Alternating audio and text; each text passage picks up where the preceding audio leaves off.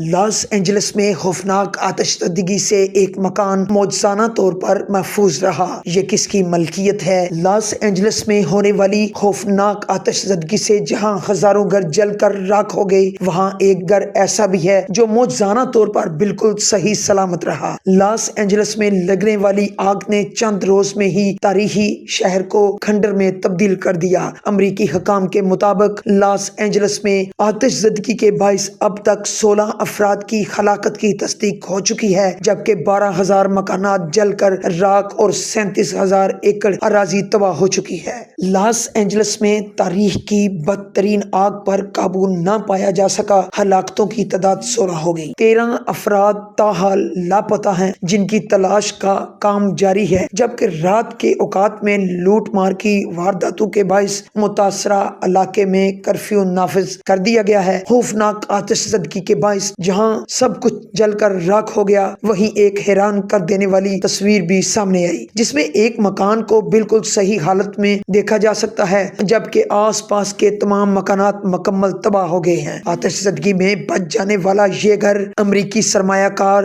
David اسٹینر کا ہے، جو 3 منزلہ ہے اور وہ مکمل طور پر آگ سے محفوظ رہا۔ ڈیوڈ اسٹینر کے گھر کی مالیت $9 ملین ہے، جو انہوں نے ایک امریکی پروڈیوسر سے خریدا تھا۔ ڈیوڈ اسٹینر کا کہنا تھا، معجزات کبھی بھی بند نہیں ہوتے، اور یہ بھی ایک معجزہ ہے کہ جہاں 10,000 سے زائد مکانات تباہ ہو گئے، لیکن ہمارا گھر محفوظ رہا۔ ڈیوڈ اسٹینر کا کہنا تھا، جب ہمیں آتش زدگی کے بارے میں پتا چلا تو ہم نے یہ سوچ لیا تھا کہ ہمارا گھر بھی جل گیا ہے، لیکن جب آگ کے شعلے کم ہوئے تو لوگوں نے مجھ سے رابطہ کرنا شروع کیا کہ آتش زدگی میں واحد بچ جانے والا گھر آپ کا ہے، اور پھر اگلے روز جب میری اہلیہ نے مجھے گھر کی تصویر بھیجی تو میرا چہرہ خوشی سے کھل اٹھا۔ خوش قسمت امریکی تاجر کا کہنا تھا، میں نے کبھی سوچا بھی نہیں تھا کہ لاس اینجلس میں اس طرح کی بھیانک آتش زدگی ہوگی۔ سچی بات تو یہ ہے کہ میں نے سوچا تھا اگر کبھی زلزلہ آ گیا تو یہ گھر ہمارا